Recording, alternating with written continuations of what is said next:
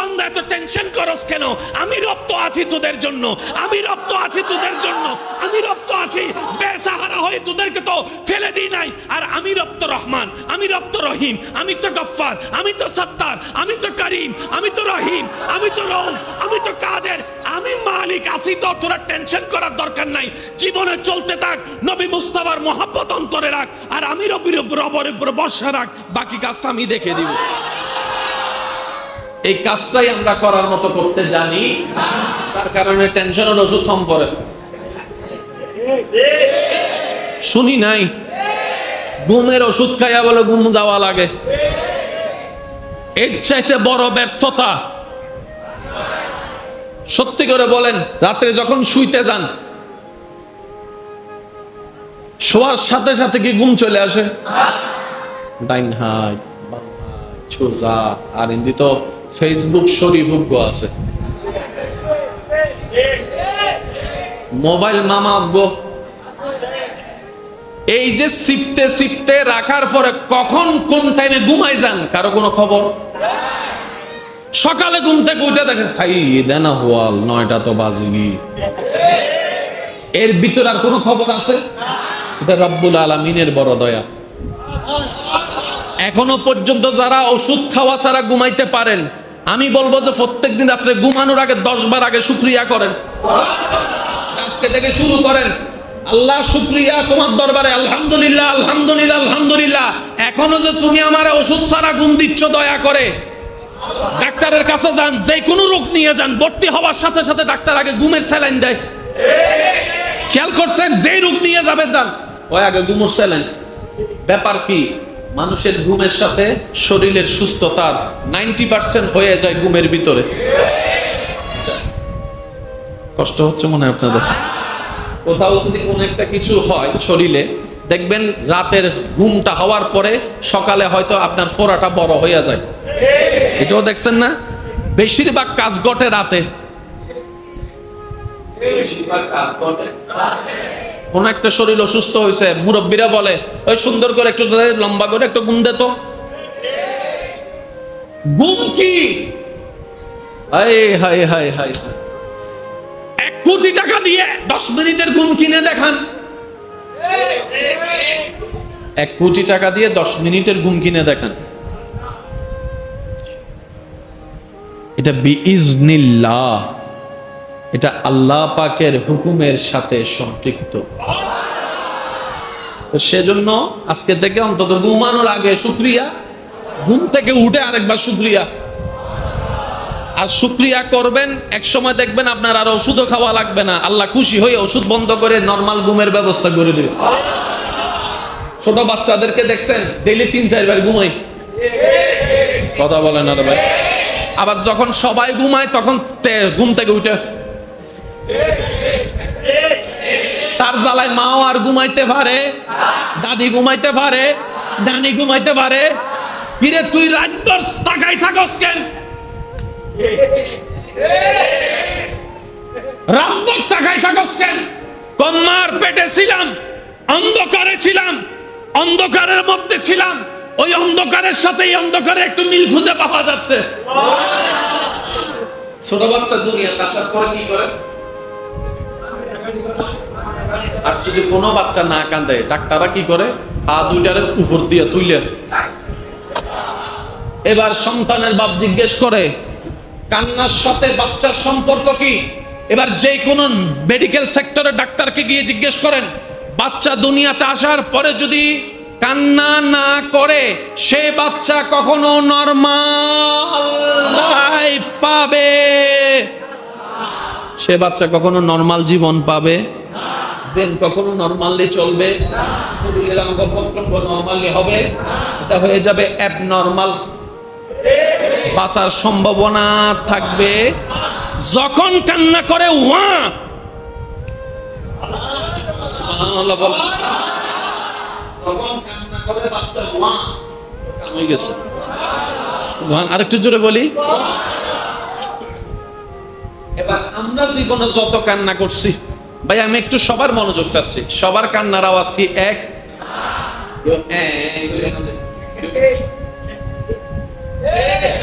কেউ সোফায় হাঁদে, মাথনাবাজি, কেউ বালি সিবি সিবি হাঁদে, কেউ আওয়াজ ছাড়া হাঁদে, কিন্তু সব বাচ্চার কান্নার আওয়াজ এক। সুবহানাল্লাহ হয় না? মিললে নিবেন, না মিললে নেওয়ার দরকার নাই। ইসলাম জোরাজোরি পছন্দ করে না, ইসলাম মোহাব্বত পছন্দ করে। সব বাচ্চার কান্নার আওয়াজ আর গুণ এক, অনারা কিন অনারা হন। সব বাচ্চার কান্নার আওয়াজ, ছেলে বাচ্চার কান্নার আওয়াজ, মেয়ে বাচ্চার কান্নার আওয়াজ, কিন্তু বড় হওয়ার পরে আওয়াজ ভিন্ন, স্টাইল ভিন্ন, সব ভিন্ন। ও বাচ্চা, তুই কান্না করলি কেন? এই কান্না দিয়ে তুই কি বুঝাইছিস? একটু খেয়াল করবেন, মানুষের মুখে যে কথা আপনি আমার শুনছেন, আমি আপনার কথা শুনছি, এটার পিছনে জিহ্বারও অবদান আছে, আলা জিহ্বারও অবদান আছে, আর শব্দটা ঠিক হওয়ার পিছনে দাঁতের অবদান আছে।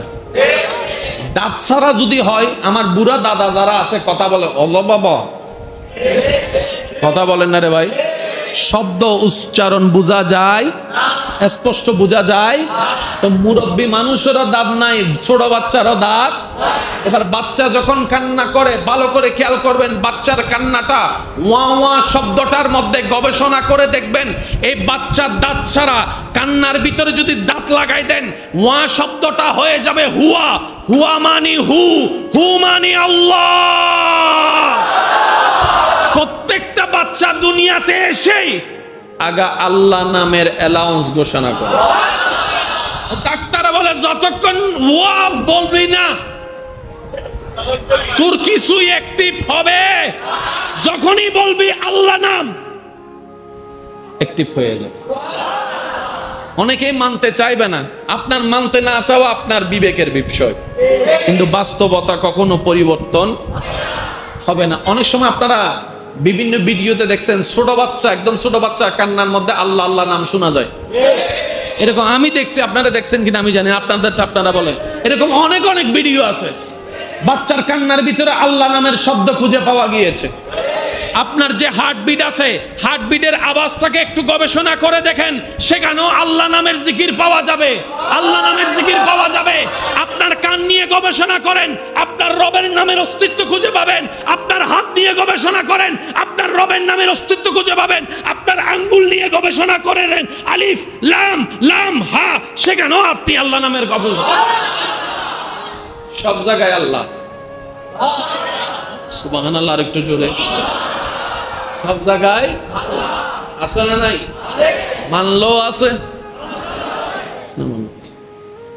সব জায়গা মানে যেখানে যেখানে আল্লাহর পরিচয় আল্লাহ দান করেছেন, সব জায়গায় আল্লাহ আছে।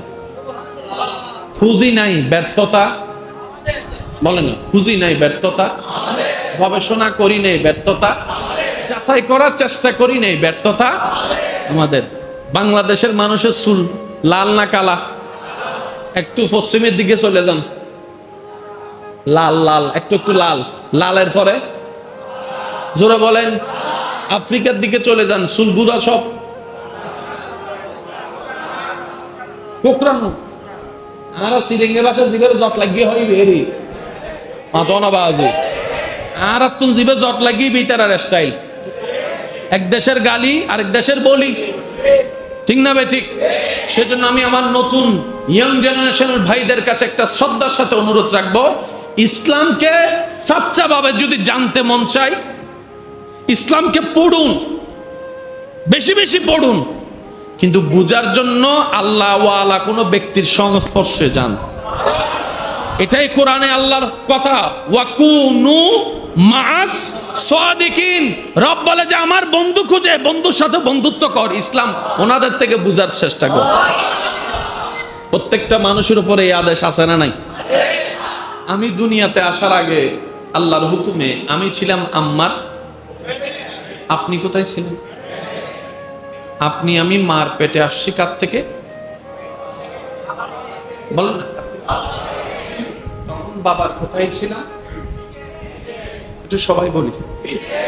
আমি আমার মার পেটে আসার আগে আমার আব্বার পিঠে ছিলাম, আপনি আপনার মার পেটে আসার আগে আব্বার পিঠে ছিলেন। ডাক্তারের ভাষায় সেটাকে আপনি বুঝবেন কিভাবে? এক্স এক্স এক্স ওয়াই, ডিম্বাণু শুক্রাণু। সুবহানাল্লাহ জোরে বলি না। একদিকে কোরআন রাখেন, আরেকদিকে বিজ্ঞান রাখেন। বিজ্ঞান কি জিনিস জানেন? আল্লাহু আকবার। বিজ্ঞান হচ্ছে যে আছে যা তা আবিষ্কার করা। বিজ্ঞান সৃষ্টি করতে পারে। কোথাও আল্লাহ স্বর্ণের খনি সৃষ্টি করেছেন, বিজ্ঞানের কাজ হচ্ছে সে যা সেটা খুঁজে বের করা। বিজ্ঞানের কাজ হচ্ছে খুঁজে বের করা, সৃষ্টি করা স্রষ্টার কাজ। সুবহানাল্লাহ বলি না ভাই? তো বিজ্ঞানের কাজটা কি করে জানেন? বিজ্ঞান বুঝার মতো বুঝতে জানলে আপনি কোরআন বুঝাও সহজ হবে, আল্লাহর কুদরত বুঝাও সহজ হবে, আল্লাহকে চিনাও সহজ হয়ে যাবে। একটু বুঝবেন, বিজ্ঞান আর সাথে প্রতিদ্বন্দ্বী। সত্যিকার বিজ্ঞানীরা কখনো স্রষ্টা অস্বীকার করে না, এটা মনে রাখেন। যারা সত্যিকার বিজ্ঞান লালন করে তারা স্রষ্টা আছে সেটা বিশ্বাস করে এবং ভালোভাবে করে। বলেন না সুবহানাল্লাহ। আমি ছিলাম আম্মার, আপনি ছিলেন আম্মার। এখানে আসার আগে, মার পেটে আসার আগে আমরা ছিলাম আব্বার। আমি আমার বাবার পিঠে ছিলাম, আপনি আপনার বাবার পিঠে। কোরআন সেই দৃশ্যটাকে এভাবে বলছে, খুলিকা মিম্মা ইন দাফিক ইয়াখরুজু মিন বাইনিস সুলবে ওয়াত তারাই। একটু মনোযোগ দিবেন। আমার বাবার থেকে আল্লাহ যেদিন চেয়েছেন, আপনার বাবার থেকে আল্লাহ যেদিন চেয়েছেন, সেদিন আমি আমার মার পেটে চলে গেছি, আপনি আপনার মার পেটে। কি হিসেবে গেছিলাম? এক ফোঁটা পানি হয়ে। একটু জোরে বলি, এক ফোঁটা পানি, যেটাকে বিজ্ঞান ডাক্তারের ভাষায় স্পাম বলছে। অনলি ওয়ান ফোঁটা, এক ফোঁটা। এই এক ফোঁটা থেকে আজকের আমি মনে বুঝাতে ব্যর্থ হয়েছি। এক ফোঁটা থেকে আজকের আমি, এক ফোঁটা থেকে আপনি, আজকের আপনি। জোরে জোরে জোরে। এবার আমার মার পেটের জায়গা কি ছোট না বড়? এক ফোঁটা পানির তুলনায় আপনার মায়ের পেটের জায়গাটা। এই এক ফোঁটা পানি এত জায়গায় না গিয়ে সে জায়গায় গিয়েছেন।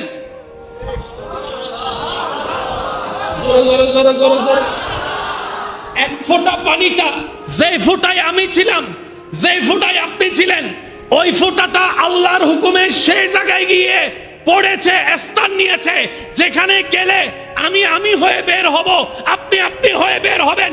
যাওয়ার সাথে সাথে আল্লাহ তাআলা কুদরতি ব্যবস্থাপনায় কোন মেশিন ছাড়া মুখটা বন্ধ করে দিয়েছেন। এরপর থেকে আমার আম্মার মাসে অসুস্থতা আর হয় না, আপনার আমার মার মাসে অসুস্থতা আর হয় না। এবার এক ফোঁটা পানি সেই জায়গার ভিতরে, উপরে মুখ বন্ধ।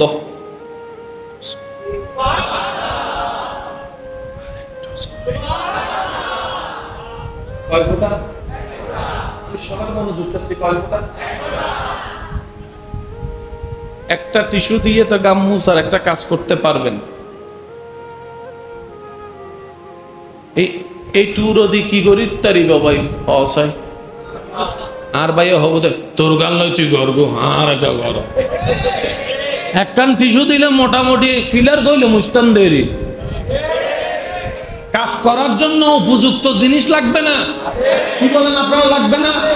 রান্না কি করলে হয়ে যায়? ঘরে বাজার নাই, রান্না হবে কেমনে? আগে বাজার তো আনো, তারপরে না রান্না।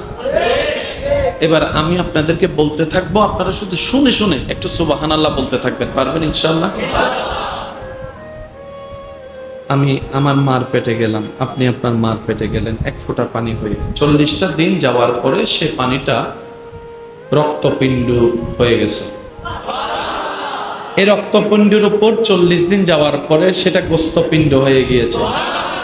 সেই গোস্তপিণ্ড থেকেই আপনার দেহ, আমার দেহর পুরো অবয়ব গঠন হয়েছে, যেটা বাচ্চা প্রথম হওয়ার পরে সবাই দেখেছে আমাকে কিংবা আপনাকে। কয় ফোঁটা? ওই এক ফোঁটা পানি থেকে রক্ত হয়ে গোস্ত হয়ে যে প্রথম অংশটা আপনার তৈরি হয়েছে, যে প্রথম অংশটা মায়ের পেটে আমার তৈরি হয়েছে, সেটার নাম হচ্ছে নাভি। দুনিয়াতে আসার পরে মা আর সন্তানের সম্পর্কের নাভিটা কি করতে হয়? আরো জোরে বলেন। এবার বুঝবেন বড় বড় রোগের ইনজেকশন কোথায় দেয়?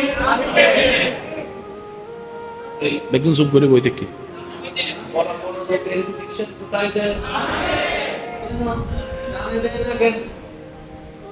নাভি হচ্ছে সেই প্ল্যাটফর্ম যেখানে আপনার শরীরের সব অঙ্গের সাথে ডাইরেক্ট কানেকশন, রগের কানেকশন, রক্তের কানেকশন আছে। এবার আমি বলতে থাকি, আপনারা সুবহানাল্লাহ বলে বলে নেকির পাল্লা ভারী করার চেষ্টা করবেন, পারবেন ইনশাআল্লাহ। যাদের আমার মতো গুনাহ বেশি, সওয়াবের বেশি দরকার, তারা সুবহানাল্লাহ বললেন। আর যারা জান্নাতি হইয়া গেছেন, সুবহানাল্লাহ আর কিল্লে হইতে সওয়াব কিল্লে দরকার। যারা যারা গুনাহগার তারা বলেন সুবহানাল্লাহ। এক বিন্দু পানি আমি মার পেটে, রবকে বললাম পৃথিবীতে চলার জন্য মওলা দুইটা তো চোখ, একটা তো চোখের দরকার আছে। রব বলে যে চিন্তা করিস না, দুইটা চোখ আমি ব্যবস্থা করে দেব। রবকে বললাম ইয়া রব শোনার জন্য তো কানের দরকার। রব বলে যে একটা না, দুইটা কান আমি দিব। আল্লাহ আমার ধরার জন্য হাতের দরকার, এই আঙ্গুলের দরকার, আঙ্গুল ধরার জন্য কবজির দরকার, কবজি ধরার জন্য এই কোনোই দরকার, কোনোর জন্য বাহুর দরকার, বাহুর জন্য একটা বডির দরকার। রব বলে যে সব আমি দিব, তুই টেনশন করিস না। আমি যদি হাঁটতে না জানি, আমি চাকরিতে যাবো কিভাবে, ইনকাম করবো কিভাবে? রব বলে যে পা যা, দুইটা পা আমি ব্যবস্থা করে দিয়েছি। রাখার জন্য তো কোনো একটা কিছু দরকার, রবে বলে যে সেখানে আমি কোমরের ব্যবস্থা করে দিব। অনেক সময় আমাকে দাঁড়াইতে হবে, অনেক সময় বসতে হবে, অনেক সময় দৌড়াইতে হবে, সিচুয়েশন অনুযায়ী। রব বলে যে তোমার হাঁটুতে বেয়ারিং এর ব্যবস্থা আমি আল্লাহ করে দিব। আল্লাহ যে খাবারটা খাবো হজম হওয়া লাগবে, রবে বলে যে পাকস্থলীর ব্যবস্থা আমি করে দিব, কিডনির ব্যবস্থা আমি করে দিব, রক্তনালীর ব্যবস্থা আমি করে দিব, হার্টের ব্যবস্থা আমি করে দিব। সবার মনোযোগ, সবার মনোযোগ, সবার মনোযোগ। তারের চাইতো সূক্ষ্ম রগের ব্যবস্থা আমি করে দিব। হার্টের রগ আলাদা, ব্রেইনের রগ আলাদা, চোখের নার্ভ আলাদা। এই শরীরের মধ্যে কোটি কোটি কোটি রক্তের বিন্দু, হাজার হাজার লক্ষ রক্তনালী আমি আল্লাহ ব্যবস্থা করে দিব। পানি তো এক ফোঁটা, আমি বোম মারে দিম দেওয়া আওয়াজই বেশি। আল্লাহ পানি তো এক ফোঁটা, এক ফোঁটা পানি দিয়ে তো আমরা নিজের কাপড়ও পরিষ্কার করতে পারি না। এক ফোঁটা পানি দিয়ে আমরা কোনো কাজও লাগাইতে পারি না। রব বলে যে এটাই তো বুঝাইতে চাচ্ছি, জগৎ যেটা পারে না তোদের স্রষ্টা সেটা পারে। এক ফোঁটা পানি দিয়ে তোর দেহের সবকিছু আমি রব ব্যবস্থা করে দিলাম। এবার আসেন, এটা কি? যদি টিস্যুটা এই জায়গায় রাখি, ফাটার কোনো ব্যবস্থা? যদি টিস্যুটাকে আমি বড় জায়গার মধ্যে রাখি, পুরোটা কভার দিতে চাই, দেখেন নির্দিষ্ট সীমার বাইরে আপনি যেদিন জন্মগ্রহণ করছেন সেদিন আপনার সারা শরীরের লম্বা কত ছিল? এক হাত। সে অনুযায়ী চামড়া ছিল। আজকে আপনার লম্বা 6 ফুট। ওই চামড়াটা কই? আর এন্ডে নাই, অনর্গান আছে না? শুনুন, আল্লাহ চামড়া টানলে তো ফাটে। আমাদের চামড়া তো যেদিন জন্ম হয়েছে সেদিনও ছিল। বড় হওয়ার সাথে সাথে যে অটোমেটিক ছাপ বড় হয়েছে, পা বড় হয়েছে, শরীর বড় হয়েছে, চামড়াটা যে খুলেছে।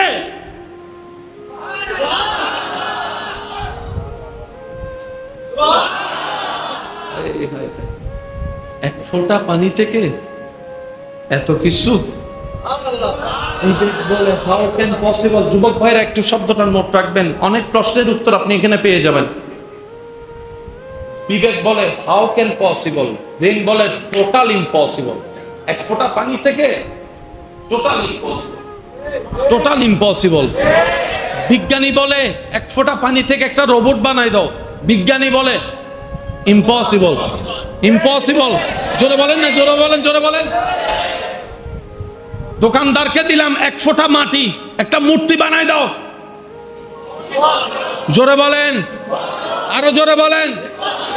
চোখ বলে ইম্পসিবল, ব্রেন বলে ওনাকে দেখে ইম্পসিবল, রব বলে একবার আমার দিকে তো তাকা, আমার দিকে তো একবার তাকা। মনে রাখবি বান্দা, যে ঘটনা সত্য বাস্তব, কিন্তু কিভাবে কি হয় তোরা বুঝতে পারবি না। মনে রাখবি সেখানে আমি আল্লাহর কুদরত। কুদরত মানে কি? ঘটনা বাস্তব, কিন্তু কিভাবে কি হয় জোরে হন। 1 ফোঁটা পানি থেকে আয় হায় কেমনে কি বুঝাইতাম। আমি বলতে থাকি, আপনারা একটু সুবহানাল্লাহ বলতে থাকবেন। বলেন না, বলেন না। সারা শরীরে যা আছে সবগুলো কি সেম? দাঁত আর ঠোঁট সেম, ঠোঁট আর জিহ্বা সেম, সব আলাদা আলাদা। এবার আমি বলতে থাকি, আপনারা শুধু সুবহানাল্লাহ বলবেন। হ্যাঁ, 1 ফোঁটা পানি থেকে চেহারা, চেহারার মধ্যে 2টা চোখ, 2টা চোখের নিচে একটা নাক, নাকের 2টা ছিদ্র, ছিদ্রের ভিতরে পর্দা, পর্দার ভিতরে পশম, সুবহানাল্লাহ। 2টা ঠোঁট, জিহ্বা, আলা জিহ্বা, 32টা দাঁত, এক একটা দাঁত এক একটার মতো, কণ্ঠনালী, শ্বাসনালী, খাদ্যনালী, পাকস্থলী, কলিজা, আতরি, গুর্দা, কিডনি, ফেশা, গোস্ত, চর্বি, সারা শরীরের সবকিছু 1 ফোঁটা পানি।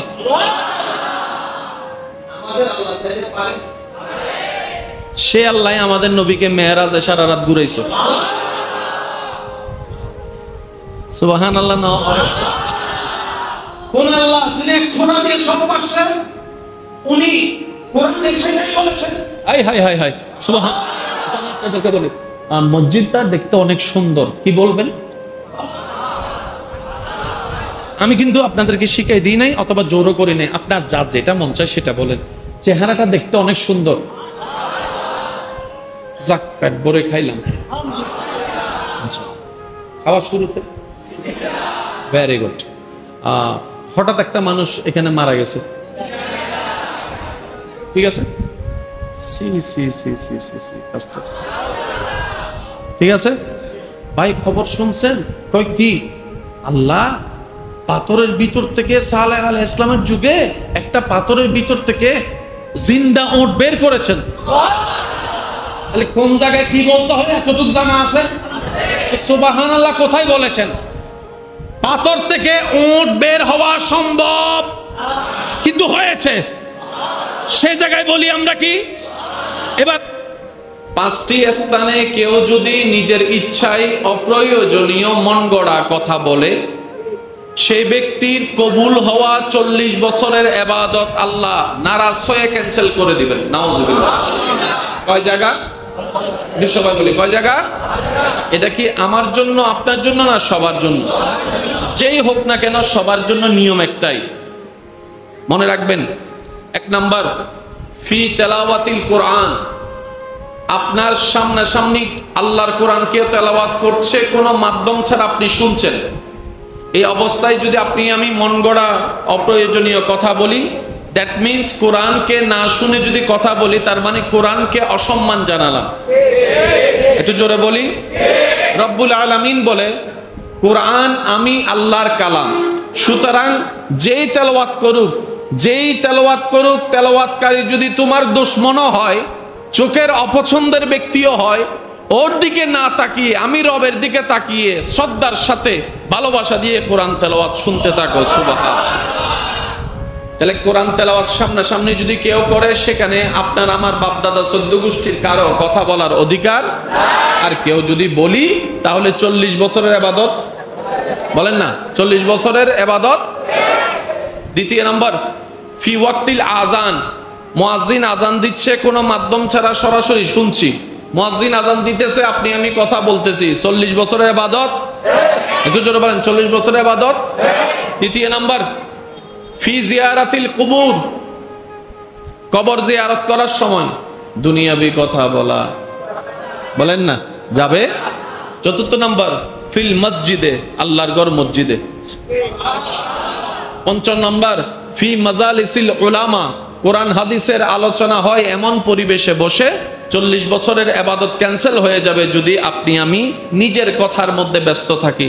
এই 5টি জায়গার সম্মান রক্ষা করে চলার রব্বুল আলামিন আমাদের সবাইকে তৌফিক দান করুন। আর একটু মহাব্বতের আওয়াজে বলি।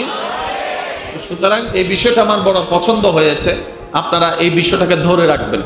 যখনই মসজিদে ঢুকবেন ইতিকাফের নিয়ত করে ঢুকবেন।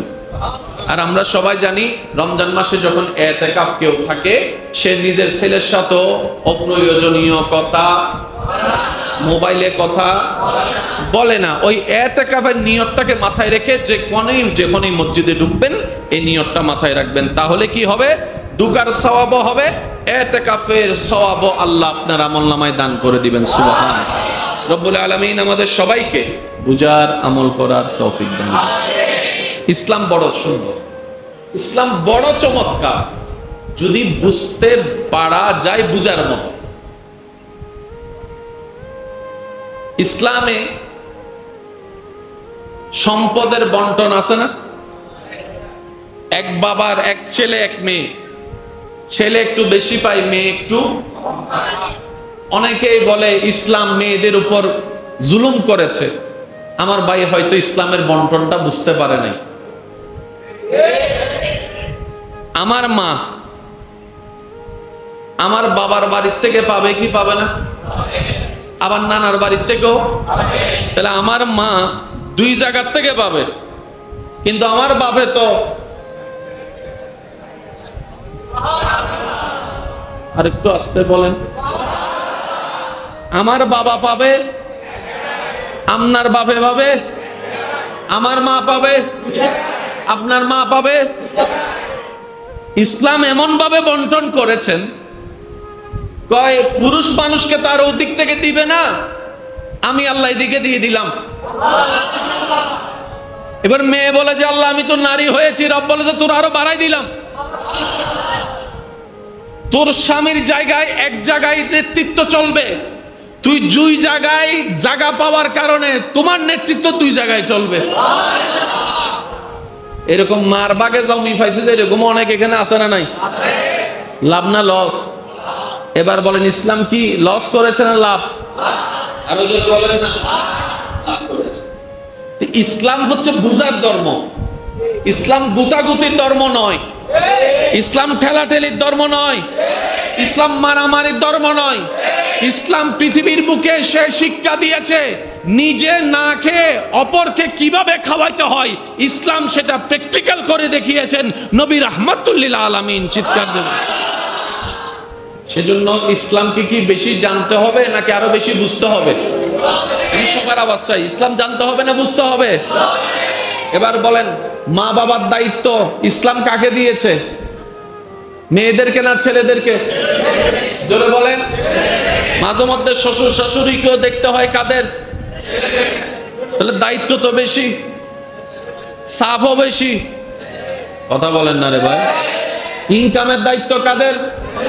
জিম্মাদারের দায়িত্ব কাদের? মেইনটেনেন্সের দায়িত্ব কাদের? কারেন্ট বিল কার্যকর করতে হয়, বাজার খরচ, ঘর ভাড়া, আরো জোরে গাড়ি ভাড়া, তারপরে ওষুধ খরচ, ডাক্তার খরচ, ছেলের খরচ, মেয়েদের খরচ, মা বাবার সেবা, ভাই বোনের খেয়াল রাখা একজনের উপর। এরকম অনেক একজন এখানেও আছে। বলেন না রে ভাই। উনি কখনো বিরক্ত বোধ হয়? আল্লাহ ওনাকে সেই মেন্টালিটি দিয়ে তৈরি করে পাঠিয়ে বলেছেন আর রিজালু কাওয়ামুনা আলান নিসা। আমি বানানেওয়ালা, সব বানানেওয়ালা। আমি জানি কার কতটুক দেওয়া দরকার, কাকে কতটুক দায়িত্ব দেওয়া দরকার। লা নুকাল্লিফুল্লাহু নাফসান ইল্লা উসআহা। আমি আল্লাহ আমার বান্দার উপর কষ্ট হয় এমন কোন দায়িত্ব কাউকে চাপাই দিই না, কাউকে চাপাই দিই না। আল্লাহ পাক বলে আমি যদি মেয়েদের উপরে মা বাবার দায়িত্বটা দিতাম তাহলে সে মেয়ের উপর জবর হয়ে যেত। একদিকে শ্বশুর শাশুড়ির সেবা, আরেকদিকে মা বাবার সেবা, দুটোটা মেনটেন হতো না। যার কারণে আমি আল্লাহ তাদেরকে হাসরের বিচার থেকে, এই প্রশ্ন থেকে বাঁচানোর জন্য দায়িত্ব মুক্ত করে পুরুষদেরকে রিজালু কাওয়ামুন আলান নিসা করে আমি পুরুষের উপর দায়িত্ব দিয়েছি এবং তাদেরকে সেই উপার্জনের ক্ষমতাও দান করেছে। মেনটেন কার? জোরে বলেন না, মেনটেন কার? তাই বলে কি নারী জাতিকে ছোট করা হয়েছে? মনে রাখবেন, নারী জাতি যেমনই হোক, নারী জাতিতে নবী নাই, নারী জাতিতে রাসূল নাই, কিন্তু নারী জাতিতে ওলি আছে। এই নারী জাতিকে আল্লাহ সম্মানের সেই মকাম দান করেছেন যখন নবী বলেছেন মায়ের পায়ের নিচে সন্তানের বেহেশত। এবার সন্তান যদি প্রধানমন্ত্রী হয়, প্রধানমন্ত্রীর বেহেশতটাও মায়ের পায়ের নিচে দিয়ে নারী জাতিকে দান। এই মেনটেন কার? আর আল্লাহর চোখে সবাই সমান। সুবহানাল্লাহ বলেন না? আল্লাহর চোখে সবাই। স্বামীর যে যে কারণে রোজা ভাঙবে, বউয়েরও সেই কারণে রোজা ভাঙবে। যে দিন থেকে বউয়ের উপর রোজা রাখা ফরজ, স্বামীরও সেই দিন থেকে রোজা রাখা ফরজ। বুঝাতে পারছি কথা? তো ইসলাম কি জানার দরকার বেশি না বুঝার দরকার? এখন যেখানে আপনারা বসে আছেন, এটার নাম কি? কারগর? কষ্ট না হলে উত্তর দিবেন কারগর। শব্দটা দেখেন, আবার বলেন কারগর। বলার সময় বলে দিয়েছি আল্লাহর গড়, তার মানে আপনার আমার এখানে আর কিছু নাই। তাহলে গড়টা যদি আল্লাহর হয়, গড়ের মালিক তাহলে ইমাম সাহেবকে, খতিবকে, মুয়াজ্জিনকে, সভাপতিকে, মতওয়াল্লিকে উত্তর একটাই, গড়টা আল্লাহর, গড়ের মালিক আল্লাহ, আর আমরা যারা দায়িত্ব আছি সবাই আল্লাহর গড়ের খাদেম।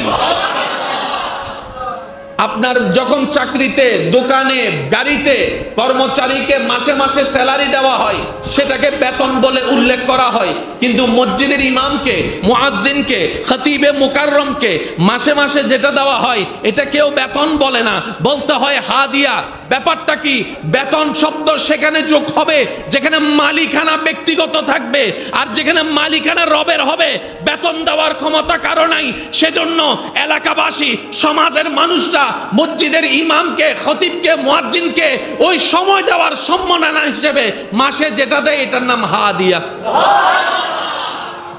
বেতন আর হাদিয়ার মধ্যে আসমান জমিনের পার্থক্য। জোরে বলেন, আসমান জমিনের পার্থক্য। কারণ বেতন হয় মালিকানা ব্যক্তি, আর হাদিয়া হয় যেটা রবের আন্ডারে। বলেন না সুবহানাল্লাহ। এই মসজিদের মধ্যে এটা কি? এটা আসলে এটা কি? অন্য একটা না, এটা কি? ভুল হইলে ভুল বই বললাম না, আরো জোরে। আমার হাত এখন মসজিদের ভিতরে না বাইরে? হজ্জে লাগি জন মারামারি বাজিয়ে যে দিবে। আমার হাত এখন মসজিদের ভিতরে না বাইরে? আরো জোরে, আরো জোরে, আরো জোরে। এখন এখন এখন আর একটু বুঝার চেষ্টা করি। এখন মসজিদের এখন, সেজন্য এটা দেওয়া হয়, সেজন্য এখানে একটা দাগ দেওয়া হয়। ইমামে মুকাররম যখন আপনাদের জুমার দিন দাঁড়ায় তখন ভালো করে খেয়াল করে দেখবেন জায়নামাজটা পুরো ভিতরে যায় না।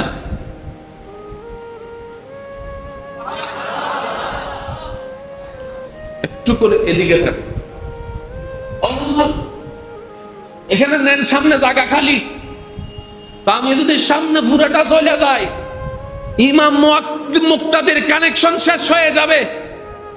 ইমাম মুক্তাদির কানেকশন শেষ হয়ে যাবে, তখন আর আমি ইমাম থাকবো না, তোমরা মুক্তাদি থাকবে না। ইসলাম যে কত জানার ধর্ম ভাই, কত বুঝার ধর্ম। কিভাবে বুঝাই আপনাদেরকে? নাক কয়টা? যারা নাক উগই তারা হ, আর যারা নাক খাড়াই তারা না হইলেও চলবে। নাক কয়টা? ছিদ্র কয়টা? 2 ছিদ্র রাস্তা কয়টা?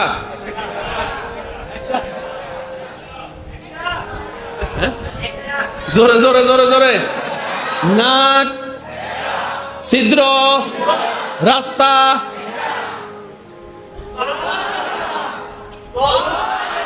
আল্লাহ নাকও দিলা একটা, রাস্তাও দিলা একটা, ছিদ্র দুইটা দিলা কেন? রব বলে যে আমি যেহেতু ছিদ্র দুইটা দিয়েছি, বুঝে শুনে দিয়েছি। ও মাওলা কেন দিছো? কয় শীতকাল আসলে বুঝবি। আর একটু জোরে। নিঃশ্বাস নেওয়া ছাড়া বাঁচা যাবে? নিঃশ্বাস নিতে হয় কান দিয়ে না নাক দিয়ে? এবার কাজের সময় নিঃশ্বাস দরকার, খাওয়ার সময় নিঃশ্বাস দরকার, চলার সময় নিঃশ্বাস দরকার, ঘুমের মধ্যেও নিঃশ্বাস দরকার। নিঃশ্বাস জন্য মুখ বন্ধ থাকে, নাক খোলা থাকে। এবার শীতকালে আপনার নাক যখন জাম হয়ে যায়, নাক যখন আপনি মনে করেন জাম, তারপরে নিঃশ্বাস নিচ্ছেন কিভাবে? রব বলে যে এক রাস্তা জাম হয়েছে আর এক রাস্তা খোলা আছে। দুই রাস্তা কখনো একসাথে জাম।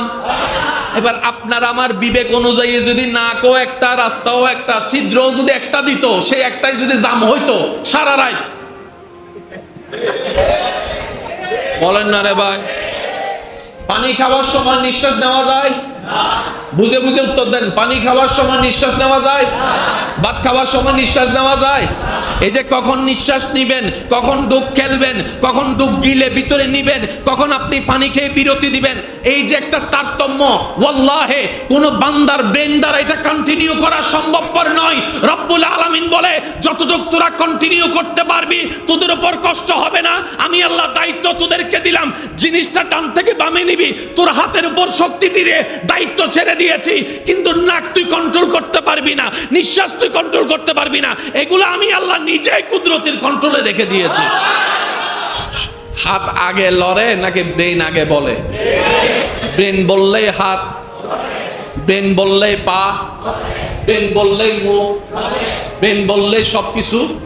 কিন্তু ব্রেন, আপনি ব্রেন বলার কারণে কি চোখের ফলক পড়ে? চোখের ফলক তো অটোমেটিক।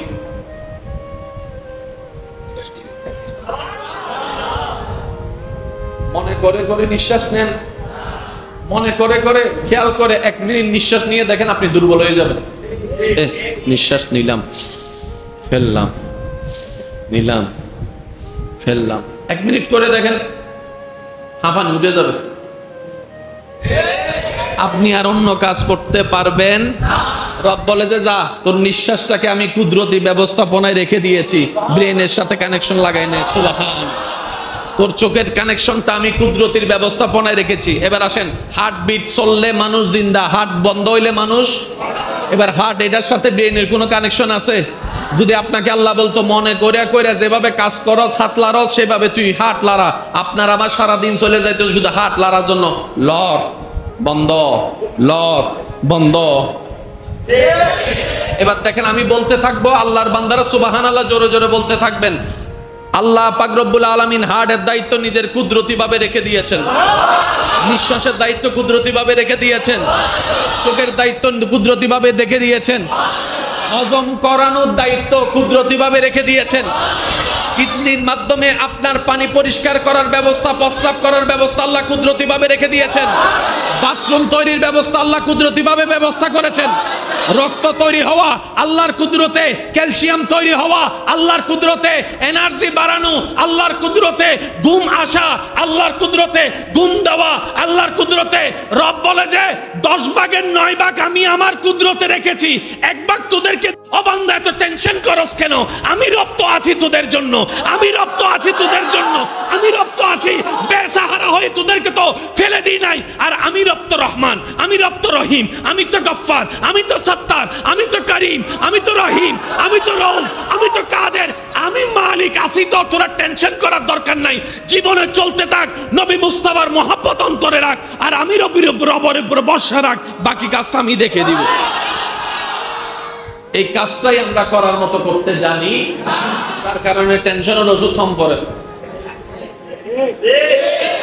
শুনি নাই ঘুমের ওষুধ খাইয়া বলে ঘুম যাওয়া লাগে। এর চাইতে বড় ব্যর্থতা। সত্যি করে বলেন, রাত্রে যখন শুইতে যান, শোয়ার সাথে সাথে কি ঘুম চলে আসে? ডাইন হাত, বাম হাত, সোজা। আর হিন্দি তো ফেসবুক শরীফ আছে। মোবাইল মামা গো, এই যে সিপতে সিপতে রাখার পরে কখন কোন টাইমে ঘুমাই যান কারো কোনো খবর? সকালে ঘুম থেকে উঠে দেখেন খাই দেন হওয়াল 9টা তো বাজে, এর ভিতর আর কোনো খবর আছে? এটা রব্বুল আলামিনের বড় দয়া। এখনো পর্যন্ত যারা ওষুধ খাওয়া ছাড়া ঘুমাইতে পারেন, আমি বলবো যে প্রত্যেকদিন রাত্রে ঘুমানোর আগে 10 বার আগে শুকরিয়া করেন। আজকে থেকে শুরু করেন, আল্লাহ শুকরিয়া তোমার দরবারে, আলহামদুলিল্লাহ আলহামদুলিল্লাহ আলহামদুলিল্লাহ, এখনো যে তুমি আমার ওষুধ ছাড়া ঘুম দিচ্ছ, দয়া করে ডাক্তারের কাছে যান, যে কোনো রোগ নিয়ে যান, ভর্তি হওয়ার সাথে সাথে ডাক্তার আগে ঘুমের স্যালাইন দেয়। খেয়াল করছেন? যে রোগ নিয়ে যাবেন যান, ওই আগে ঘুমের স্যালাইন। ব্যাপার কি? মানুষের ঘুমের সাথে শরীরের সুস্থতার 90% হয়ে যায় ঘুমের ভিতরে। কষ্ট হচ্ছে মনে হয় আপনাদের? কোথাও যদি কোনো একটা কিছু হয় শরীরে, দেখবেন রাতের ঘুমটা হওয়ার পরে সকালে হয়তো আপনার ফোড়াটা বড় হয়ে যায়। এটাও দেখছেন না? বেশিরভাগ কাজ ঘটে রাতে। কোন একটা শরীর অসুস্থ হয়েছে, মুরব্বীরা বলে ওই সুন্দর করে একটু লম্বা করে একটু ঘুম দে তো। ঘুম কি? হায় হায় হায় হায়, 1 কোটি টাকা দিয়ে 10 মিনিটের ঘুম কিনে দেখান। 1 কোটি টাকা দিয়ে 10 মিনিটের ঘুম কিনে দেখান। এটা বিইজনিল্লাহ, এটা আল্লাহ পাকের হুকুমের সাথে সম্পৃক্ত। তো সেজন্য আজকে থেকে অন্তত ঘুমানোর আগে শুকরিয়া, ঘুম থেকে উঠে আরেকবার শুকরিয়া। আর শুকরিয়া করবেন, এক সময় দেখবেন আপনার আর ওষুধও খাওয়া লাগবে না। আল্লাহ খুশি হয়ে ওষুধ বন্ধ করে নরমাল ঘুমের ব্যবস্থা করে দেবে। ছোট বাচ্চাদেরকে দেখছেন ডেইলি 3-4 বার ঘুমাই, কথা বলেন না ভাই? আবার যখন সবাই ঘুমায় তখন ঘুম থেকে উঠে তার জ্বালায় মাও আর ঘুমাইতে পারে, দাদি ঘুমাইতে পারে, নানি ঘুমাইতে পারে। কিরে তুই রাতভর তাকাই থাকস কেন? রাতভর তাকাই থাকস কেন? কম্মার পেটে ছিলাম, অন্ধকারে ছিলাম, অন্ধকারের মধ্যে ছিলাম, ওই অন্ধকারের সাথে এই অন্ধকারে একটু মিল খুঁজে পাওয়া যাচ্ছে। ছোট বাচ্চা দুনিয়াতে আসার পরে কি করে? আর যদি কোনো বাচ্চা না কান্দে, ডাক্তাররা কি করে? পা দুইটারে উপর দিয়ে তুইলে। এবার সন্তানের বাপ জিজ্ঞেস করে কান্নার সাথে বাচ্চার সম্পর্ক কি? এবার যে কোনো মেডিকেল সেক্টরে ডাক্তারকে গিয়ে জিজ্ঞেস করেন, বাচ্চা দুনিয়াতে আসার পরে যদি কান্না না করে, সে বাচ্চা কখনো নরমাল লাইফ পাবে? সে বাচ্চা কখনো নরমাল জীবন পাবে? ব্রেন কখনো নরমালি চলবে? শরীরের অঙ্গ প্রত্যঙ্গ নরমালি হবে? এটা হয়ে যাবে অ্যাবনরমাল। বাঁচার সম্ভাবনা থাকবে যখন কান্না করে ওয়া। সুবহানাল্লাহ বল। যখন কান্না করে বাচ্চা ওয়া হয়ে গেছে। সুবহান, আরেকটু জোরে বলি। এবার আমরা জীবনে যত কান্না করছি, ভাই আমি একটু সবার মনোযোগ চাচ্ছি। সবার কান্নার আওয়াজ কি এক?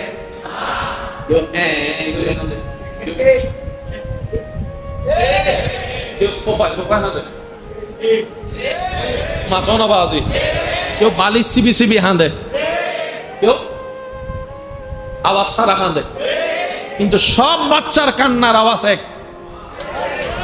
সুবহানাল্লাহ হয় না? মিললে নিবেন, না মিললে নেওয়ার দরকার নাই। ইসলাম জোরাজোরি পছন্দ করে না, ইসলাম মহাব্বত পছন্দ করে। সব বাচ্চার কান্নার আওয়াজ আর আর গুণ এক, অনারা কিন অনারা হন।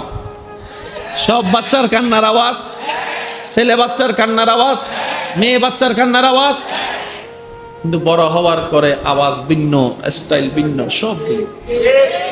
ও বাচ্চা, তুই কান্না করলি কেন? এই কান্না দিয়ে তুই কি বুঝাইছিস? একটু খেয়াল করবেন।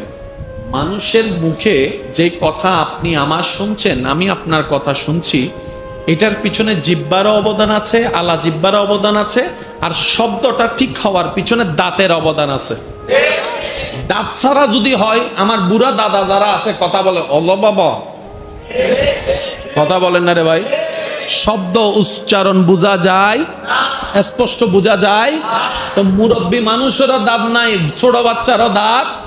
এবার বাচ্চা যখন কান্না করে, ভালো করে খেয়াল করবেন, বাচ্চার কান্নাটা ওয়া ওয়া শব্দটার মধ্যে গবেষণা করে দেখবেন, এই বাচ্চার দাঁত ছাড়া কান্নার ভিতরে যদি দাঁত লাগাই দেন, ওয়া শব্দটা হয়ে যাবে হুয়া।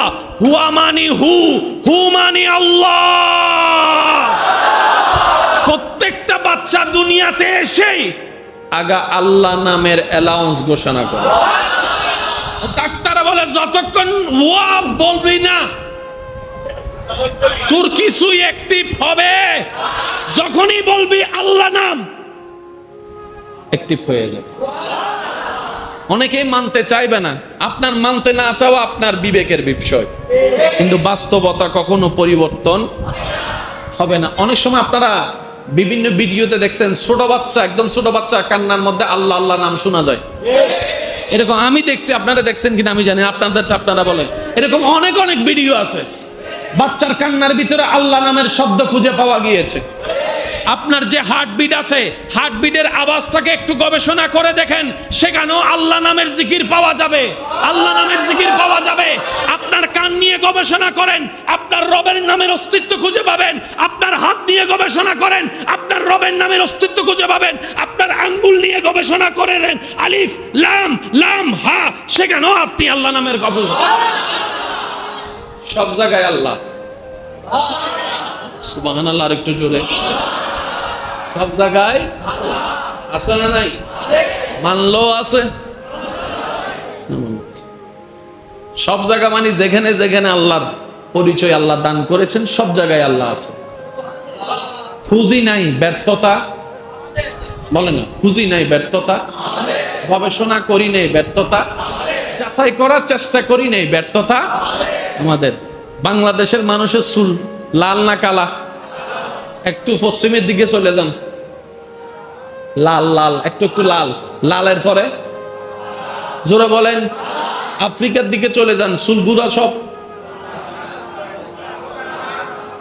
কোকড়ানো। আর সিরিঙ্গে বাসা জিবের জট লাগিয়ে হয় বেরি মাতনা বাজু, আর তুন জিবে জট লাগিয়ে বিতার স্টাইল। এক দেশের গালি আরেক দেশের বলি, ঠিক না বে ঠিক? সেজন্য আমি আমার নতুন ইয়াং জেনারেশনের ভাইদের কাছে একটা শ্রদ্ধার সাথে অনুরোধ রাখবো, ইসলামকে সাচ্চা ভাবে যদি জানতে মন চাই, ইসলামকে পড়ুন, বেশি বেশি পড়ুন, কিন্তু বুঝার জন্য আল্লাহ ওয়ালা কোনো ব্যক্তির সংস্পর্শে যান। এটাই কোরআনে আল্লাহর কথা, ওয়াকুনু মাস সাদিকিন।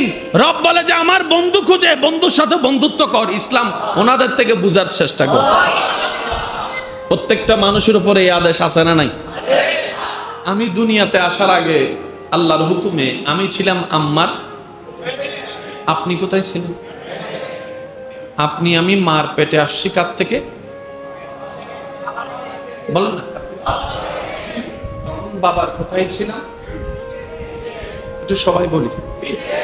আমি আমার মার পেটে আসার আগে আমার আব্বার পিঠে ছিলাম, আপনি আপনার মার পেটে আসার আগে আব্বার পিঠে ছিলেন। ডাক্তারের ভাষায় সেটাকে আপনি বুঝবেন কিভাবে?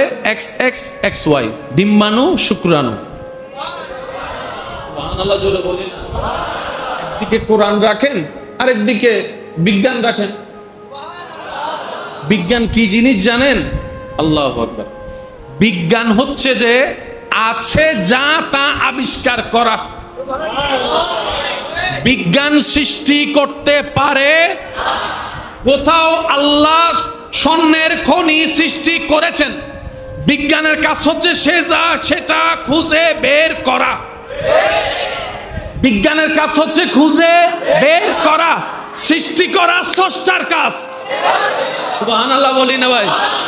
তো বিজ্ঞানের কাজটা কি করে জানেন? বিজ্ঞান বুঝার মতো বুঝতে জানলে আপনি কোরআন বুঝাও সহজ হবে, আল্লাহর কুদরত বুঝাও সহজ হবে, আল্লাহকে চিনাও সহজ হয়ে যাবে। একটু বুঝবেন, বিজ্ঞান আর সাথে প্রতিদ্বন্দ্বী। সত্যিকার বিজ্ঞানীরা কখনো স্রষ্টা অস্বীকার করেন, এটা মনে রাখেন।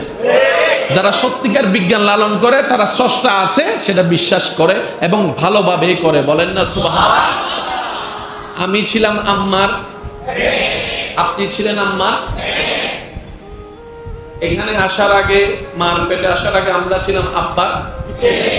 আমি আমার বাবার পিঠে ছিলাম, আপনি আপনার বাবার পিঠে।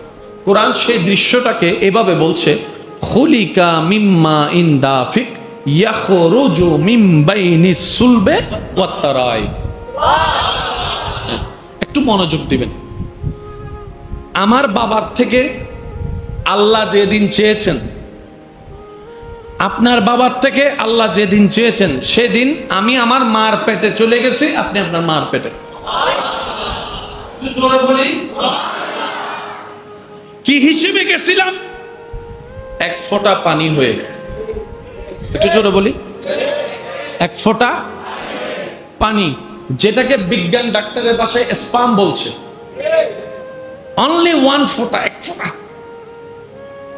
এই এক ফোঁটা থেকে আজকের আমি মনে বুঝাতে ব্যর্থ হয়েছি।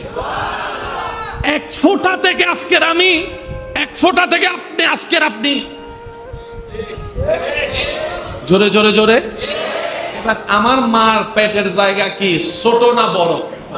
এক ফোঁটা পানির তুলনায় আপনার মায়ের পেটের জায়গাটা, এই এক ফোঁটা পানি এত জায়গায় না গিয়ে সে জায়গায় গিয়েছেন।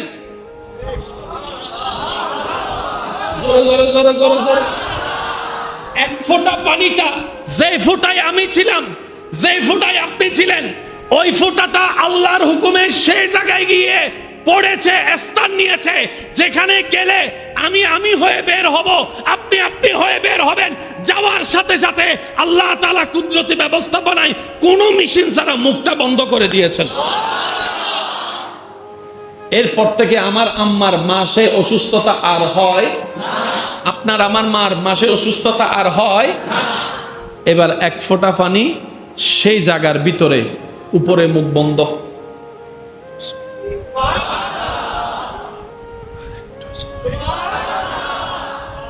কয় ফোঁটা? সবার মনোযোগ চাচ্ছে, কয় ফোঁটা? একটা টিস্যু দিয়ে তো গাম মুছার একটা কাজ করতে পারবেন।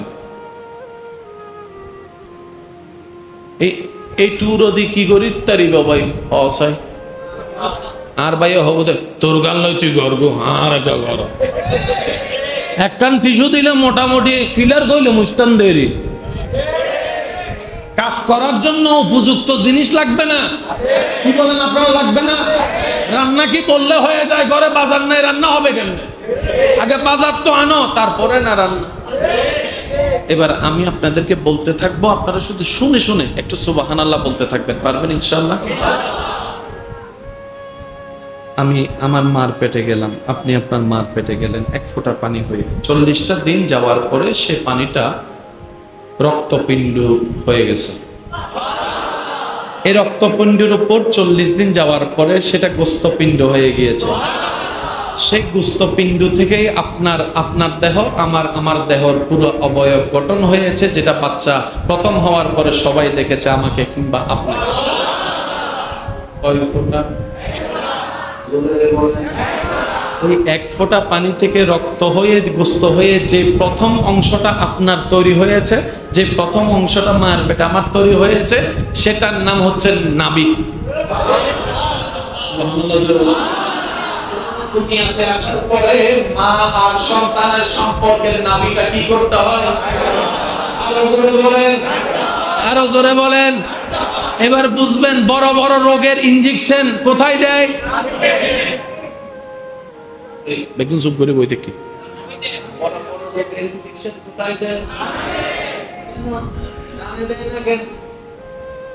নাভি হচ্ছে সে প্ল্যাটফর্ম যেখানে আপনার শরীরের সব অঙ্গের সাথে ডাইরেক্ট কানেকশন, রগের কানেকশন, রক্তের কানেকশন আছে। এবার আমি বলতে থাকি, আপনারা সুবহানাল্লাহ বলে বলে নেকির পাল্লা ভারী করার চেষ্টা করবেন, পারবেন ইনশাআল্লাহ? যাদের আমার মতো গুনাহ বেশি, সওয়াবের বেশি দরকার, তারা সুবহানাল্লাহ বললেন। আর যারা জান্নাতি হইয়া গেছেন, সুবহানাল্লাহ আর কিল্লে হইতে সওয়াব কিল্লে দরকার। যারা গুনাহগার তারা বলেন সুবহানাল্লাহ। এক বিন্দু পানি আমি মার পেটে, রবকে বললাম পৃথিবীতে চলার জন্য মওলা দুইটা তো চোখ, একটা তো চোখের দরকার আছে। রব বলে যে চিন্তা করিস না, দুইটা চোখ আমি ব্যবস্থা করে দেব।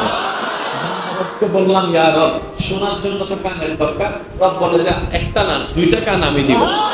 আল্লাহ আমার ধরার জন্য হাতের দরকার, এই আঙ্গুলের দরকার, আঙ্গুল ধরার জন্য কবজির দরকার, কবজি ধরার জন্য এই কোনোই দরকার, কোনোর জন্য বাহুর দরকার, বাহুর জন্য একটা বডির দরকার। রব বলে যে সব আমি দিব, তুই টেনশন করিস না। আমি যদি হাঁটতে না জানি আমি চাকরিতে যাবো কিভাবে, ইনকাম করবো কিভাবে? রব বলে যে পা যা, দুইটা পা আমি ব্যবস্থা করে দিয়েছি। আল্লাহ রাখার জন্য তো কোনো একটা কিছু দরকার, রবে বলে যে সেখানে আমি কোমরের ব্যবস্থা করে দিব। অনেক সময় আমাকে দাঁড়াইতে হবে, অনেক সময় বসতে হবে, অনেক সময় দৌড়াইতে হবে, সিচুয়েশন অনুযায়ী। রব বলে যে তোমার হাঁটুতে বেয়ারিং এর ব্যবস্থা আমি আল্লাহ করে দিব। আল্লাহ যে খাবারটা খাবো হজম হওয়া লাগবে, রবে বলে যে পাকস্থলীর ব্যবস্থা আমি করে দিব, কিডনির ব্যবস্থা আমি করে দিব, রক্তনালীর ব্যবস্থা আমি করে দিব, হার্টের ব্যবস্থা আমি করে দিব। সবার মনোযোগ, সবার মনোযোগ, সবার মনোযোগ। তারের চাইতো সূক্ষ্ম রগের ব্যবস্থা আমি করে দিব। হার্টের রগ আলাদা, ব্রেইনের রগ আলাদা, চোখের নার্ভ আলাদা, এই শরীরের মধ্যে কোটি কোটি কোটি রক্তের বিন্দু, হাজার হাজার লক্ষ রক্তনালী আমি আল্লাহ ব্যবস্থা করে দিব। পানি তো এক ফোঁটা, আমি বোম মারে দিন দেওয়া আওয়াজই বেশি। আল্লাহ পানি তো এক ফোঁটা, এক ফোঁটা পানি দিয়ে তো আমরা নিজের কাপড়ও পরিষ্কার করতে পারি না, এক ফোঁটা পানি দিয়ে আমরা কোনো কাজও লাগাইতে পারি না। রব বলে যে এটাই তো বুঝাইতে চাচ্ছি, জগৎ যেটা পারে না তোদের স্রষ্টা সেটা পারে। এক ফোঁটা পানি দিয়ে তোর দেহের সবকিছু আমি রব ব্যবস্থা করে দিলাম। এবার আসেন, এটা কি? যদি টিস্যুটা এই জায়গায় রাখি ফাটার কোনো ব্যবস্থা, যদি টিস্যুটাকে আমি বড় জায়গার মধ্যে রাখি পুরোটা কভার দিতে চাই, দেখেন নির্দিষ্ট সীমার বাইরে আপনি যেদিন জন্মগ্রহণ করছেন সেদিন আপনার সারা শরীরের লম্বা কত ছিল? এক হাত। সে অনুযায়ী চামড়া ছিল। আজকে আপনার লম্বা 6 ফুট। ওই চামড়াটা কই? আর এন্ডে নাই অনর্গান আছে না? শুনুন, আল্লাহ চামড়া টানলে তো ফাটে। আমার এই চামড়া তো যেদিন জন্ম হয়েছে সেদিনও ছিল। বড় হওয়ার সাথে সাথে যে অটোমেটিক ছাপ বড় হয়েছে, পা বড় হয়েছে, শরীর বড় হয়েছে, চামড়াটা যে খুলেছে।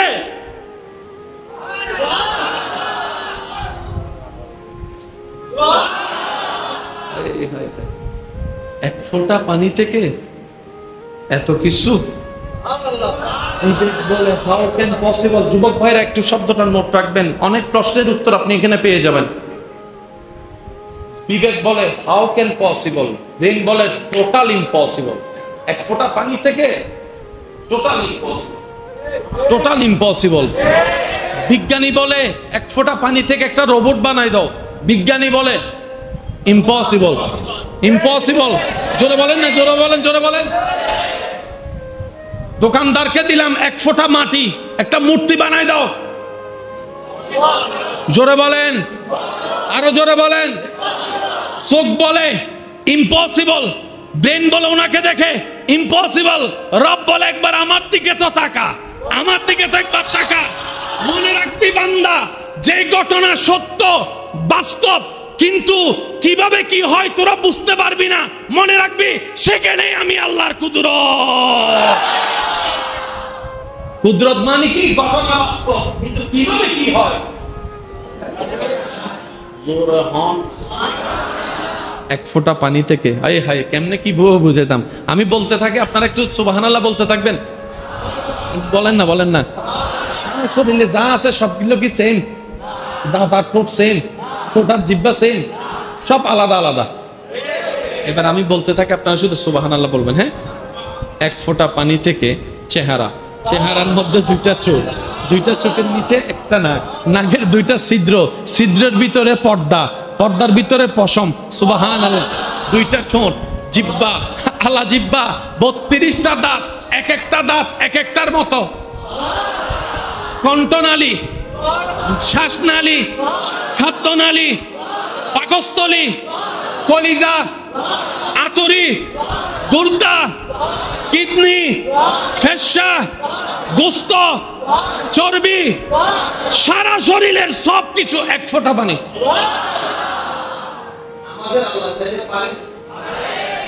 সে আল্লাহ আমাদের নবীকে মেরাজে সারা রাত ঘুরাইছে। সুবহানাল্লাহ। না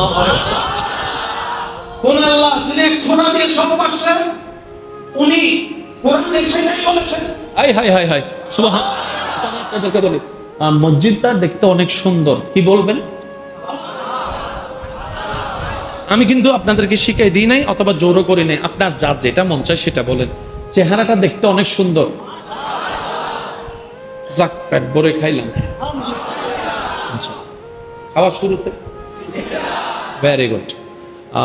হঠাৎ একটা মানুষ এখানে মারা গেছে, ঠিক আছে, সি সি সি সি সি সি ঠিক আছে ভাই, খবর শুনছেন? কই কি? আল্লাহ পাথরের ভিতর থেকে সালেহ আলাইহিস সালামের যুগে একটা পাথরের ভিতর থেকে জিন্দা উট বের করেছেন। তাহলে কোন জায়গায় কি বলতে হয় এতটুকু জানা আছে? সুবহানাল্লাহ। কোথায় বলেছেন?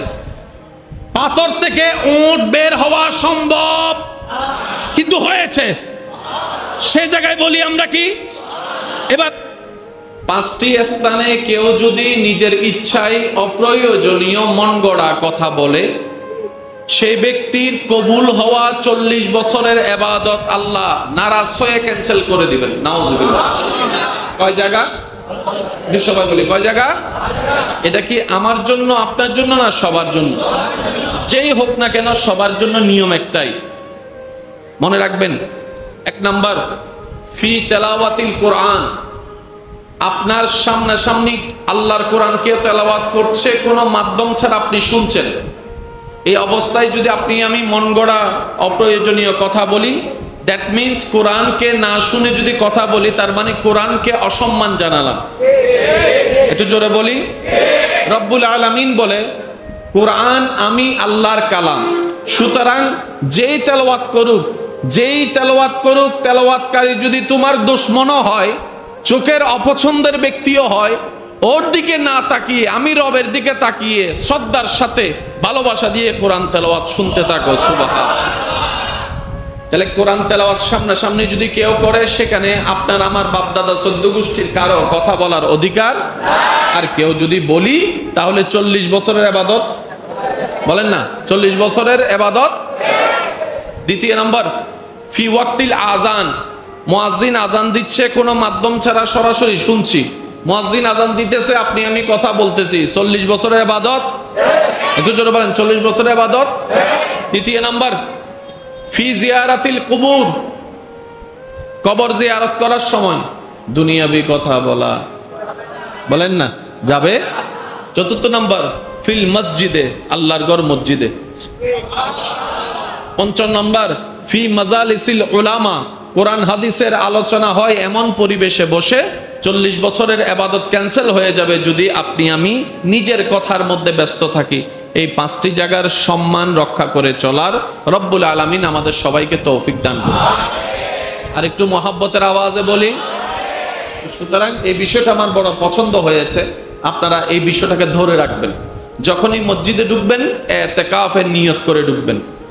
আর আমরা সবাই জানি, রমজান মাসে যখন ইতিকাফ কেউ থাকে, সে নিজের ছেলের সাথে অপ্রয়োজনীয় কথা, মোবাইলে কথা বলে না। ওই ইতিকাফের নিয়তটাকে মাথায় রেখে যখনই মসজিদে ঢুকবেন, এই নিয়তটা মাথায় রাখবেন। তাহলে কি হবে?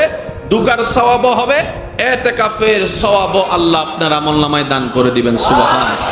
রব্বুল আলামিন আমাদের সবাইকে বুঝার, আমল করার তৌফিক দান করুন। ইসলাম বড় সুন্দর, ইসলাম বড় চমৎকার, যদি বুঝতে পারা যায় বুঝার মতো। ইসলামে সম্পদের বন্টন আছে না? এক বাবার এক ছেলে এক মেয়ে, ছেলে একটু বেশি পায়, মেয়ে একটু। অনেকেই বলে ইসলাম মেয়েদের উপর জুলুম করেছে। আমার ভাই হয়তো ইসলামের বন্টনটা বুঝতে পারে নাই। আমার মা আমার বাবার বাড়ির থেকে পাবে কি পাবে না? আবার নানার বাড়ির থেকেও। তাহলে আমার মা দুই জায়গার থেকে পাবে, কিন্তু আমার বাপে তো আরেকটু আসতে বলেন। আমার বাবা পাবে, আপনার বাপে পাবে, আমার মা পাবে, আপনার মা পাবে। ইসলাম এমন ভাবে বন্টন করেছেন, কয় পুরুষ মানুষকে তার ওই দিক থেকে দিবে না, আমি আল্লাহ দিকে দিয়ে দিলাম। এবার মেয়ে বলে যে আল্লাহ আমি তো নারী হয়েছি, রব বলে যে তোর আরো বাড়াই দিলাম। তোর স্বামীর জায়গায় এক জায়গায় নেতৃত্ব চলবে, তুই দুই জায়গায় জায়গা পাওয়ার কারণে তোমার নেতৃত্ব দুই জায়গায় চলবে। এরকম মার বাগে জমি পাইছে যে এরকম অনেক এখানে আছে না নাই? লাভ না লস? এবার বলেন ইসলাম কি লস করেছে না লাভ? আরো জোরে বলেন না। লাভ করেছে। ইসলাম হচ্ছে বুঝার ধর্ম। ইসলাম গুতাগুতির ধর্ম নয়, ইসলাম ঠেলাঠেলির ধর্ম নয়, ইসলাম মারামারির ধর্ম নয়। ইসলাম পৃথিবীর বুকে সে শিক্ষা দিয়েছে নিজে না খেয়ে অপরকে কিভাবে খাওয়াইতে হয়, ইসলাম সেটা প্র্যাকটিক্যাল করে দেখিয়েছেন নবী রাহমাতুল লিল আলামিন। চিৎকার দেন। সেজন্য ইসলামকে কি বেশি জানতে হবে নাকি আরো বেশি বুঝতে হবে? আমি সবার আওয়াজ চাই, ইসলাম জানতে হবে না বুঝতে হবে? এবার বলেন মা বাবার দায়িত্ব ইসলাম কাকে দিয়েছে? মেয়েদেরকে না ছেলেদেরকে? জোরে বলেন। মাঝে মধ্যে শ্বশুর শাশুড়িকেও দেখতে হয় কাদের? তাহলে দায়িত্ব তো বেশি, সাফও বেশি। কথা বলেন না রে ভাই। ইনকামের দায়িত্ব কাদের? জিম্মাদারের দায়িত্ব কাদের? মেইনটেনেন্সের দায়িত্ব কাদের?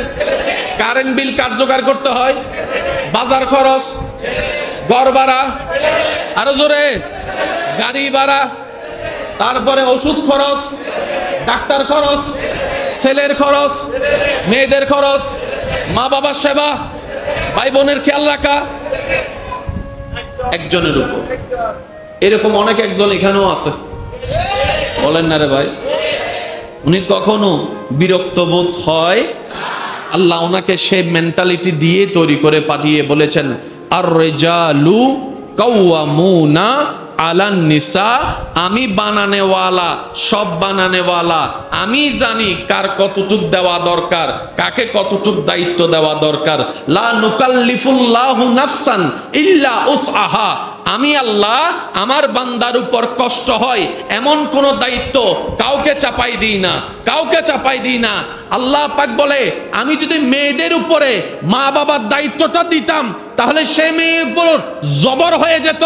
একদিকে শ্বশুর শাশুড়ির সেবা, আরেকদিকে মা বাবার সেবা, দুটোটা মেনটেন হতো না। যার কারণে আমি আল্লাহ তাদেরকে হাসরের বিচার থেকে, এই প্রশ্ন থেকে বাঁচানোর জন্য দায়িত্ব মুক্ত করে পুরুষদেরকে রিজালু কাওয়ামুনা আলান নিসা করে আমি পুরুষের উপর দায়িত্ব দিয়েছি এবং তাদেরকে সেই উপার্জনের ক্ষমতাও দান করেছে। মেনটেন কার? জোরে বলেন না, মেনটেন কার? তাই বলে কি নারী জাতিকে ছোট করা হয়েছে? মনে রাখবেন নারী জাতি যেমনই হোক, নারী জাতিতে নবী নাই, নারী জাতিতে রাসূল নাই, কিন্তু নারী জাতিতে ওলি আছে। এই নারী জাতিকে আল্লাহ সম্মানের সেই মকাম দান করেছেন যখন নবী বলেছেন মায়ের পায়ের নিচে সন্তানের বেহেশত। এবার সন্তান যদি প্রধানমন্ত্রী হয়, প্রধানমন্ত্রীর বেহেশতটাও মায়ের পায়ের নিচে দিয়ে নারী জাতিকে দান। এই মেইনটেইন কার? আর আল্লাহর চোখে সবাই সমান। সুবহানাল্লাহ বলেন না? আল্লাহর চোখে সবাই। স্বামীর যে যে কারণে রোজা ভাঙবে, বউয়েরও সেই কারণে রোজা ভাঙবে। যে দিন থেকে বউয়ের উপর রোজা রাখা ফরজ, স্বামীরও সেই দিন থেকে রোজা রাখা ফরজ। বুঝাতে পারছি কথা? তো ইসলাম কি জানার দরকার বেশি না বুঝার দরকার? এখন যেখানে আপনারা বসে আছেন এটার নাম কি? কার ঘর? কষ্ট না হলে উত্তর দিবেন কার ঘর? শব্দটা দেখেন, আবার বলেন কার ঘর? বলার সময় বলে দিয়েছি আল্লাহর ঘর। তার মানে আপনার আমার এখানে আর কিছু নাই।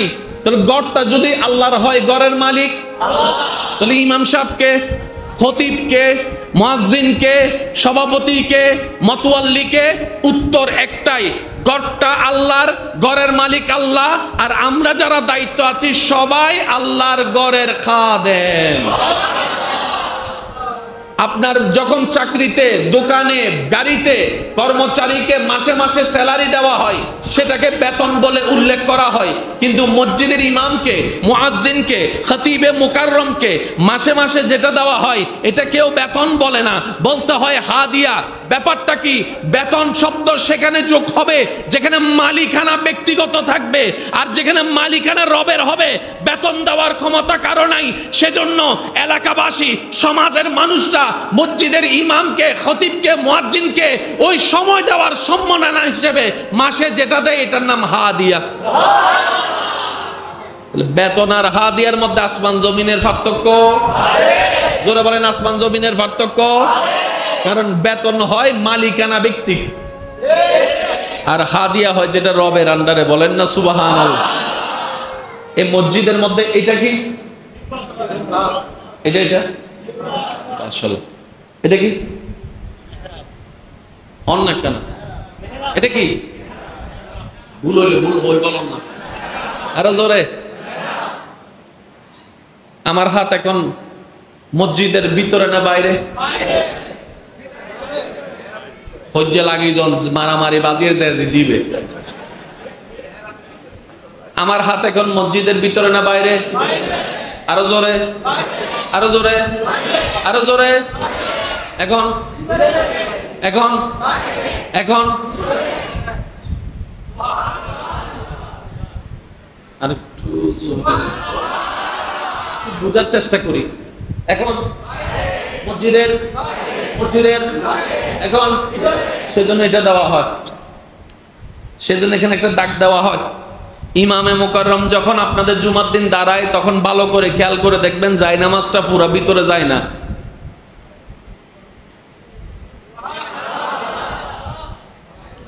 একটু করে এদিকে থাকে। এখানে নেন সামনে জায়গা খালি, তো আমি যদি সামনে পুরোটা চলে যাই ইমাম মুক্তাদির কানেকশন শেষ হয়ে যাবে।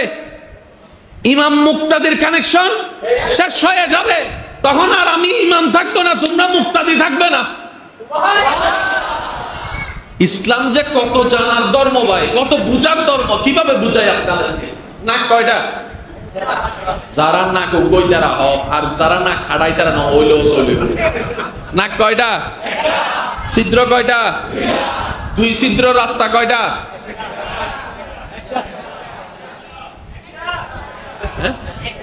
জোরে জোরে জোরে জোরে। নাক, ছিদ্র, রাস্তা।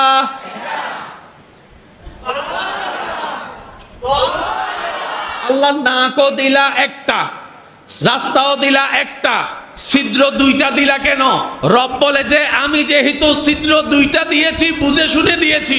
ও মাওলা কেন দিছো? কয় শীতকাল আসলে বুঝবি। আর একটু জোরে। নিঃশ্বাস নেওয়া ছাড়া বাঁচা যাবে? নিঃশ্বাস নিতে হয় কান দিয়ে না নাক দিয়ে? এবার কাজের সময় নিঃশ্বাস দরকার, খাওয়ার সময় নিঃশ্বাস দরকার, চলার সময় নিঃশ্বাস দরকার, ঘুমের মধ্যেও নিঃশ্বাস দরকার। নিঃশ্বাস জন্য মুখ বন্ধ থাকে, নাক খোলা থাকে। এবার শীতকালে আপনার নাক যখন জাম হয়ে যায়, নাক যখন আপনি মনে করেন জাম, তারপরে নিঃশ্বাস নিচ্ছেন কিভাবে? রব বলে যে এক রাস্তা জাম হয়েছে আর এক রাস্তা খোলা আছে। দুই রাস্তা কখনো একসাথে জাম। এবার আপনার আমার বিবেক অনুযায়ী যদি নাকও একটা, রাস্তাও একটা, ছিদ্রও যদি একটা দিত, সেই একটাই যদি জাম হইতো সারা রাত, বলেন না রে ভাই? পানি খাওয়ার সময় নিঃশ্বাস নেওয়া যায়? বুঝে বুঝে উত্তর দেন। পানি খাওয়ার সময় নিঃশ্বাস নেওয়া যায়? ভাত খাওয়ার সময় নিঃশ্বাস নেওয়া যায়? এই যে কখন নিঃশ্বাস নিবেন, কখন ডুব খেলবেন, কখন ডুব গিলে ভিতরে নিবেন, কখন আপনি পানি খেয়ে বিরতি দিবেন, এই যে একটা তারতম্য, ওয়াল্লাহে কোন বান্দার ব্রেন দ্বারা এটা কন্টিনিউ করা সম্ভবপর নয়। রব্বুল আলামিন বলে যতটুকু তোরা কন্টিনিউ করতে পারবি তোদের উপর কষ্ট হবে না, আমি আল্লাহ দায়িত্ব তোদেরকে দিলাম, জিনিসটা ডান থেকে বামে নিবি, তোর হাতের উপর শক্তি দিয়ে দায়িত্ব ছেড়ে দিয়েছি, কিন্তু নাক তুই কন্ট্রোল করতে পারবি না, নিঃশ্বাস তুই কন্ট্রোল করতে পারবি না, এগুলো আমি আল্লাহ নিজেই কুদরতের কন্ট্রোলে রেখে দিয়েছি। হাত আগে লড়ে নাকি ব্রেন আগে বলে? ব্রেন বললেই হাত, ব্রেন বললেই পা, ব্রেন বললেই মুখ, ব্রেন বললেই সবকিছু। কিন্তু ব্রেন, আপনি ব্রেন বলার কারণে কি চোখের ফলক পড়ে? চোখের ফলক তো অটোমেটিক।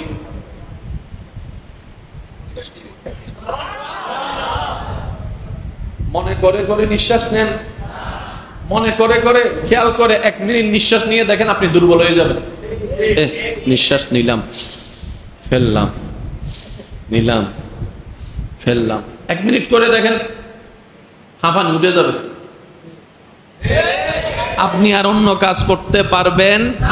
রব বলে যে যা, তোর নিঃশ্বাসটাকে আমি কুদরতি ব্যবস্থাপনায় রেখে দিয়েছি, ব্রেনের সাথে কানেকশন লাগাই নে। সুবহানাল্লাহ। তোর চোখের কানেকশনটা আমি কুদরতির ব্যবস্থাপনায় রেখেছি। এবার আসেন, হার্টবিট চললে মানুষ জিন্দা, হার্ট বন্ধ হইলে মানুষ। এবার হার্ট এটার সাথে ব্রেনের কোনো কানেকশন আছে? যদি আপনাকে আল্লাহ বলতো মনে করে করে যেভাবে কাজ করস, হাত লাড়স, সেভাবে তুই হাত লাড়া, আপনার আমার সারাদিন চলে যাইতো শুধু হাত লাড়ার জন্য, লড় বন্ধ, লড় বন্ধ। এবার দেখেন আমি বলতে থাকবো, আল্লাহর বান্দারা সুবহানাল্লাহ জোরে জোরে বলতে থাকবেন। আল্লাহ পাক রব্বুল আলামিন হার্টের দায়িত্ব নিজের কুদরতি ভাবে রেখে দিয়েছেন, নিঃশ্বাসের দায়িত্ব কুদরতি ভাবে রেখে দিয়েছেন, চোখের দায়িত্ব কুদরতি ভাবে রেখে দিয়েছেন, হজম করানোর দায়িত্ব কুদরতি ভাবে রেখে দিয়েছেন, কিডনির মাধ্যমে আপনার পানি পরিষ্কার করার ব্যবস্থা, প্রস্রাব করার ব্যবস্থা আল্লাহ কুদরতি ভাবে রেখে দিয়েছেন, বাথরুম তৈরির ব্যবস্থা আল্লাহ কুদরতি ভাবে ব্যবস্থা করেছেন, রক্ত তৈরি হওয়া আল্লাহর কুদরতে, ক্যালসিয়াম তৈরি হওয়া আল্লাহর কুদরতে, এনার্জি বাড়ানো আল্লাহর কুদরতে, ঘুম আসা আল্লাহর কুদরতে, ঘুম দেওয়া আল্লাহর কুদরতে। রব বলে যে 10 ভাগের 9 ভাগ আমি আমার কুদরতে রেখেছি, 1 ভাগ তোদেরকে